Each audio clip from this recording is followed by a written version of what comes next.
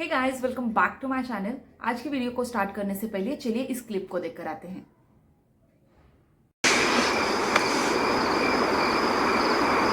Did you know that if gravity were slightly more powerful, the universe would collapse into a ball? I did not.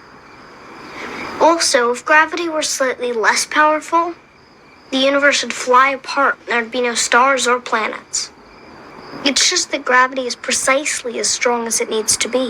Gravity कितनी precisely 9.81 है to exist life on the earth, और यही gravity exactly precise होने की वजह से we can explore the space. तो मैं कभी कभी इसके बारे में सोचती हूँ तो मैं हमेशा इस पॉइंट ऑफ व्यू से देखती हूँ कि इस सिटकॉम के जो राइटर्स हैं वो कहीं ना कहीं फिजिसिस्ट है, और गॉड एग्जिस्ट करता है या नहीं, ये हमेशा हम सारे फिजिसिस्ट को एक फैसिनेटिंग टॉपिक लगता है।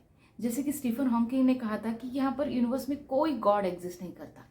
जब भी मैं इसके बारे में सोचती हूँ तो मुझे फिजिक्स के थर्मोडायनामिक्स का सेकेंड लॉ याद आता है, दैट इज एंट्रोपी। हम सब जानते हैं कि एंट्रोपी मतलब रैंडमनेस, और यूनिवर्स में रैंडमनेस हमेशा बढ़ने ही वाली है ना। गलत नहीं होगा, इस यूनिवर्स का एंड भी एंट्रोपी से होगा, मतलब रैंडमनेस से होगा। Everything is made of randomness. तो अर्थ पर इतनी प्रिसाइजली लाइफ कैसे एग्जिस्ट करती है, और इतनी प्रिसाइजली एग्जिस्ट करती है कि उस लॉ के बारे में हम बात भी कर सकते हैं। अगर मैं आपको ये पूछूं कि रोड पर कार कैसे चलती है तो आप प्रिसाइजली मुझे फिजिक्स के सारे लॉ समझा दोगे। अगर मैं पूछूं आपको कि लिफ्ट कैसे ऑपरेट करती है, व्हाट मैकेनिज्म बिहाइंड इट, तो आप फिजिक्स के लॉज एक्सप्लेन कर कर पूरी जानकारी दे सकते हैं। तो क्या फिजिक्स के लॉज इस पूरे नेचर का बिहेवियर एक्सप्लेन कर सकते हैं?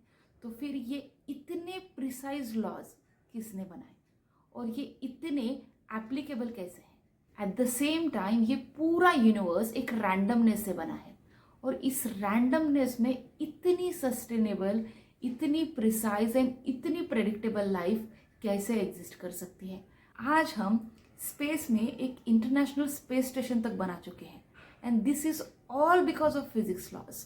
मतलब from GPS to satellites everything runs on the physics laws, और ये लॉज इतने प्रिसाइज हैं कि हम उसमें बहुत सारे मॉडिफिकेशन भी कर सकते हैं, और कुछ लॉज को हम खारिज भी कर सकते हैं।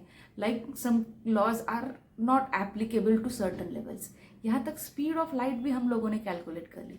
ये जो यूनिवर्स को चलाने वाली सारी एनर्जीज हैं, ये एनर्जीज एक दूसरे में कैसे मोल्ड होती हैं, इसके लिए हमने E=mc², ये लॉ तक फाइंड आउट किया। मतलब ये सारा यूनिवर्स कैसे रन करता है, कैसे ऑपरेट होता है, इसके बारे में एक्सप्लेन करने के लिए फिजिक्स के लॉज सफिशिएंट है, और वो इतने प्रोमिनेंटली उसके बारे में बताते हैं। फिजिसिस्ट उस डिनायल में चला जाता है कि that God does not exist. लेकिन फिर भी ये सवाल उठता है कि इन सारे रैंडमनेस में एक इतनी प्रिसाइज लाइफ कैसे एग्जिस्ट करती है। Let me know your views on whether God exist और not in the comment section. Don't forget to like, share and subscribe. Thank you.